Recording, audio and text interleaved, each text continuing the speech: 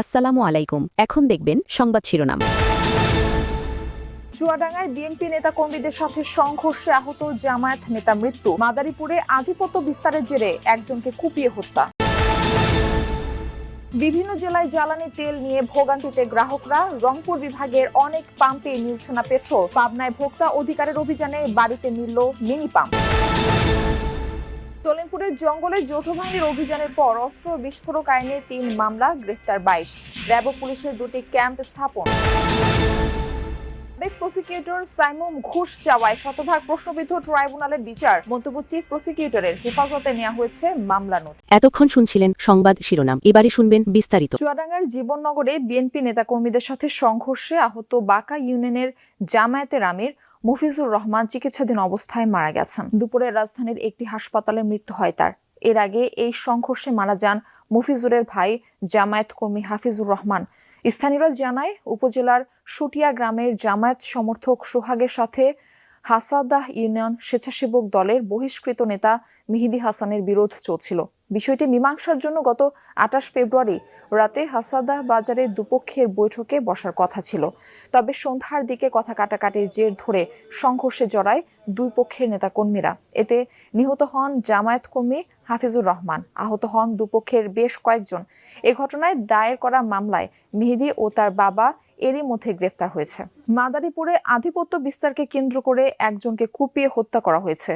সকালে পৌর শহরের নতুন মাদারীপুর এলাকায় এই ঘটনা ঘটে। পুলিশ জানায়, আধিপত্য বিস্তার নিয়ে সাবেক পৌর কাউন্সিলর মনিরুজ্জামান আক্তার হাওলাদারের সাথে এলাকার হাসান মুন্সির বিরোধ দীর্ঘদিনের।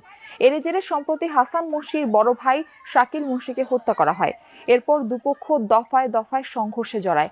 এর জের ধরে সকালে মনিরুজ্জামানের চাচাতো ভাই আলমগীর হাওলাদারের উপর হামলা করে হাসান মুন্সির লোকজন। কুপিয়ে হত্যা করা হয় তাকে।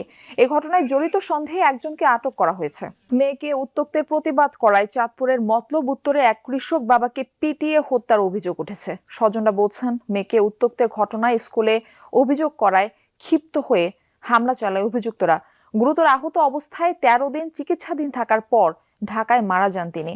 কিন্তু এখনও হামলাকারীদের কাউকেই গ্রেফতার করতে পারেনি পুলিশ। একমাত্র উপার্জনক্ষম ব্যক্তিকে হারিয়ে চরম অনিশ্চয়তায় পড়েছে দরিদ্র পরিবারটি। মেয়ের স্কুলে যাওয়ার পথ নিরাপদ করার আকাঙ্ক্ষায় কাল হলো হতভাগ্য এক বাবার। একমাত্র উপার্জনক্ষম ব্যক্তিকে হারিয়ে দিশেহারা পরিবারের সদস্যরা। আহাজারি যেন থামছেই না। চাঁদপুরের মতলব উত্তরের হরিণা গ্রামের বাসিন্দা ৫ সন্তানের জনক জাকির হোসেন মিয়াজি কৃষি কাজ করে সংসার চালাতেন। পরিবারের অভিযোগ, জাকিরের নবম শ্রেণীতে পড়ুয়া মেয়েকে স্কুলে যাওয়া আসার পথে দীর্ঘদিন উত্ত্যক্ত করত স্থানীয় কয়েকজন বখাটে। বিষয়টি জানালে তার বাবা লিখিত অভিযোগ করেন স্কুল কর্তৃপক্ষকে। এরপর থেকেই অভিযুক্ত জ্বালানি তেল নিয়ে গ্রাহকদের ভোগান্তি কমছেই না। বিভিন্ন জেলায় পাম্পগুলোতে আজও ক্রেতাদের লম্বা লাইন দেখা গেছে। রংপুর বিভাগের ৮ জেলার অনেক পাম্পে মিলছে না পেট্রোল। বাধ্য হয়ে নিতে হচ্ছে অকটেন। পাম্প সংশ্লিষ্টদের দাবি, ডিপো থেকে সরবরাহ না পাওয়ায় ক্রেতাদের পেট্রোল দেওয়া হচ্ছে না। দেশের বিভিন্ন জেলায় গ্রাহকদের অভিযোগ, সরকারের বেঁধে দেওয়া নির্দিষ্ট পরিমাণ তেল দিয়ে প্রয়োজন মিটছে না তাদের। এদিকে নারায়ণগঞ্জে ৪টি ডিপো থেকে রেশনিং পদ্ধতিতে জ্বালানি তেল সরবরাহ করায় দেখা দিয়েছে দীর্ঘ লাইন। ডিলার ও এজেন্টদের অভিযোগ, চাহিদার তুলনায় ডিপো থেকে মাত্র ২০ থেকে ৩০% তেল পাচ্ছেন তারা। যেহেতু পেট্রোলের সংকট আর আমাদের তো জ্বালানি লাগবে পেট্রোল চাই দেখলে, সেক্ষেত্রে অকটেন দিয়ে চলতেছে, তো এই জন্য চালাচ্ছি। পেট্রোল তো কালকে শেষ হয়েছে সন্ধ্যার সময়, এখন অকটেন আছে অল্প একটু। সবাইকে ২০০ টাকা করে দিছি যেন সবাই একটু করে পায়। এই যে ৩ দিন বয়ে থেকে 10 ব্যারেল তেল পাইলাম, 3 দিন বয়ে থেকে। আমাদের তেল দেয়, আমার এজেন্সি তো 1 ফোঁটা তেল দেয় না। আজকে এতদিন পরে বা 4 দিন পর আজকে আমরা এজেন্সি কিছু তেল পাইছি। ভারতের আসামের নুরালিগড় রিফাইনারি থেকে পাইপলাইনে দিনাজপুরের পার্বতীপুরের রেলহেড ডিপোতে ঢুকতে শুরু করেছে আমদানি করা ৫,০০০ মেট্রিক টন ডিজেল। আগামীকালের মধ্যেই পুরো তেল লোড হবে। ডিপোর ব্যবস্থাপক আহসান হাবিব জানান, সোমবার বিকেলে নুরালিগড় রিফাইনারি থেকে পাম্পিং করে পাইপলাইনে ডিজেল সরবরাহ শুরু হয়। মধ্যপ্রাচ্যের সংঘাতের কারণে আগামী ৪ মাসে অতিরিক্ত ৫০,০০০ মেট্রিক টন ডিজেল আমদানি নিয়ে সম্প্রতি দুদেশের মধ্যে আলোচনা হয়। পাইপলাইনের মাধ্যমে জ্বালানি তেল সরবরাহ নিতে ২০১৭ সালে বাংলাদেশ ও ভারতের মধ্যে চুক্তি হয়। ২০২৩ সালে উদ্বোধন হয় এই পাইপলাইন। পাবনার সাথিয়ায় ভোক্তা অধিকার সংরক্ষণ অধিদপ্তরের অভিযানে একটি বাড়িতে মিলেছে জ্বালানি তেলের মিনি পাম্প। দুপুরে উপজেলার ধুলাউড়ি গ্রামে এই অভিযান চালানো হয়। ভোক্তা অধিকারের সহকারী পরিচালক মাহমুদ হাসান রনি জানান, দীর্ঘদিন ধরে আলাউদ্দিন তার বাড়িতে মিনি পাম্প স্থাপন করে বেশি দামে জ্বালানি তেল বিক্রি করে আসছিল। গোপন খবরের ভিত্তিতে আজ অভিযান চালানো হয়। জব্দ করা হয় প্রায় ৩,০০০ লিটার ডিজেল। অবৈধভাবে বাড়িতে পাম্প পরিচালনা ও বেশি দামে তেল বিক্রি করায় আলাউদ্দিনকে ৫০,০০০ টাকা জরিমানা করা হয়। পরে জব্দকৃত ডিজেল সরকার নির্ধারিত মূল্যে বিক্রি করা হয়। পাবনার সাথিয়ায় ভোক্তা অধিকার সংরক্ষণ অধিদপ্তরের অভিযানে একটি বাড়িতে মিলেছে জ্বালানি তেলের মিনি পাম্প।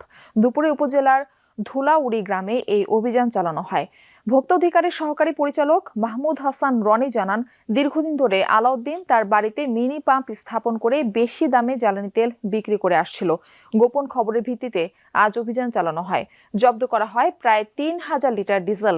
অবৈধভাবে বাড়িতে পাম্প পরিচালনা ও বেশি দামে তেল বিক্রি করায় আলাউদ্দিনকে ৫০,০০০ টাকা জরিমানা করা হয়।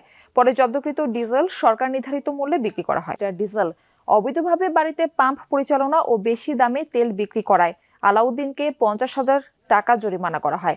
পরে জব্দকৃত ডিজেল সরকার নির্ধারিত মূল্যে বিক্রি করা হয়। সীতাকুণ্ডের জঙ্গল সলিমপুরে যৌথ বাহিনীর অভিযানের পর অস্ত্র ও বিস্ফোরক আইনে ৩টি মামলা করেছে পুলিশ। গ্রেফতার করা হয়েছে ২২ জনকে। দুপুরে প্রেস ব্রিফিংয়ে অভিযানের তথ্য তুলে ধরেন চট্টগ্রামের রেঞ্জের ডিআইজি আহসান হাবিব। তিনি জানান, যৌথ বাহিনীর অভিযানে 7.629 mm সহ মিয়ানমার সীমান্তে ব্যবহার করা হয় এমন অত্যাধুনিক অস্ত্র উদ্ধার করা হয়েছে। এছাড়া পাওয়া গেছে 24টি বন্দুক, 6টি পাইপগান, একটি বিদেশি পিস্তল, ১,১৬৪ রাউন্ড অ্যামুনেশন, 57 রাউন্ড শর্ট গানের কার্তুজ, খালি ম্যাগাজিন, 30টি ও দেশীয় অস্ত্র উদ্ধার করা হয়েছে। অস্ত্র তৈরির সরঞ্জামও। অভিযানের পর সেখানে র্যাব ও পুলিশের 2টি ক্যাম্প স্থাপন করা হয়েছে। গতকাল জঙ্গল সলিমপুরে সেনাবাহিনী, বিজিবি, র্যাব, পুলিশ সহ বিভিন্ন বাহিনীর ৩,৫০০ সদস্য নিয়ে যৌথভাবে অভিযান চালানো হয়। সীতাকুণ্ডের জঙ্গল সলিমপুরে যৌথ বাহিনীর অভিযানের পর অস্ত্র ও বিস্ফোরক আইনে 3টি মামলা করেছে পুলিশ। গ্রেফতার করা হয়েছে ২২ জনকে। দুপুরে প্রেস ব্রিফিংয়ে অভিযানের তথ্য তুলে ধরেন চট্টগ্রামের রেঞ্জের ডিআইজি আহসান হাবিব। তিনি জানান, যৌথ বাহিনীর অভিযানে 7.629 mm সহ মিয়ানমার সীমান্তে ব্যবহার করা হয় এমন অত্যাধুনিক অস্ত্র উদ্ধার করা হয়েছে। এছাড়া পাওয়া গেছে 24টি বন্দুক, 6টি পাইপগান, একটি বিদেশি পিস্তল, ১,১৬৪ রাউন্ড অ্যামুনেশন, 57 রাউন্ড শর্ট গানের কার্তুজ, খালি ম্যাগাজিন, 30টি ও দেশীয় অস্ত্র উদ্ধার করা হয়েছে। অস্ত্র তৈরির সরঞ্জামও। অভিযানের পর সেখানে র্যাব ও পুলিশের 2টি ক্যাম্প স্থাপন করা হয়েছে। গতকাল জঙ্গল সলিমপুরে সেনাবাহিনী, বিজিবি, র্যাব, পুলিশ সহ বিভিন্ন বাহিনীর 3,৫০০ সদস্য নিয়ে যৌথভাবে অভিযান চালানো হয়। তুলে ধরেন চট্টগ্রামের রেঞ্জের ডিআইজি আহসান হাবিব। তিনি জানান, যৌথ বাহিনীর অভিযানে 7.629 mm সহ মিয়ানমার সীমান্তে ব্যবহার